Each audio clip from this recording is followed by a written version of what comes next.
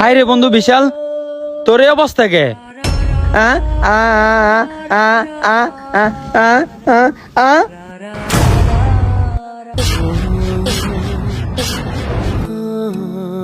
আরে কাকা, আপনি দিয়ে কান্না করতেছেন?